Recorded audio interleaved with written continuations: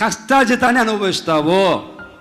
ఆ మాటలను అర్థం ఏంటంటే కష్టపడే వాళ్ళందరినీ ప్రభు దీవించబోతున్నాడు. సోమరులను కాదు. సోమరితనంగా తిని పడుకున్నావు అనుకో, దేవుడు దీవించడు. అర్థమవుతుందమ్మా? పని చేయకపోతే ఇంత అన్నం పెట్టగాకండి. ఆ మాటను అమ్మ, మీ భర్తలు కానీ పని చేయకపోతే ఆ రోజు ఏ పని చేయకపోతే అన్నం పెట్టగాని వండలేదని చెప్పేసి వండకుండా ఆపేయండి. అంతే. వాక్యం చూపించండి. పని చేయకుండా భోజనం చేయొద్దని పౌలు గారు చెప్పారు. పని చేస్తేనే అన్నం పెట్టండి, పని చేయకపోతే అన్నం పెట్టబాకండి. కొంతమంది ఊరు తిరుగుతుంటారు ఊరి మీద పడి, ఏ పని చేయరు.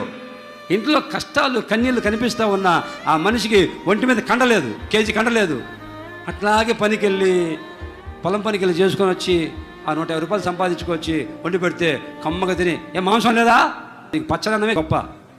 అన్నం ముందు కూర్చొని ఆలోచించు, ఈ అన్నం తినడానికి నేను యోగ్యునేనా? ఏ పని చేయకుండా అన్నం నాకు పెట్టారు, ఇది తినచ్చా నేను ఏ పని చేయకుండా అని ఆలోచించుకో.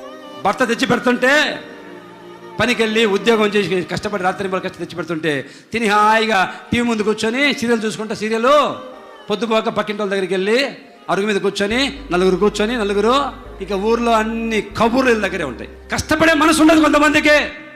కొంతమంది ఏమనొస్తున్నారా? ఉద్యోగం రాలేదన్నా, చదువు ఉద్యోగం రాకపోతే పక్కన పెట్టి రోజుకు కనీసం ఇంట్లో ఒక 200 రూపాయలు సంపాదించి ఇవ్వు. పెయింట్ పనికెళ్ళు. ఏ సిగ్గా? పెయింట్ పనికి వెళ్ళరా బాబు, ఏదో పనికెళ్ళు. బొచ్చలు పోయి సిమెంట్ పనికెళ్ళు. నీకున్న కొంచెమే కావచ్చు నీ కష్టాజితం, కొంచెమే నీ రాబడి కొంచెమే కావచ్చు. నా ప్రభు చెప్తాను, నిశ్చయముగా నీ చేతుల కష్టాజితం, నీకు పడిన కష్టం, నువ్వు చేతులతో పని చేసి కష్టపడిన కష్టాన్ని నా ప్రభు ఆస్వాదించబోతూ ఉన్నాడు.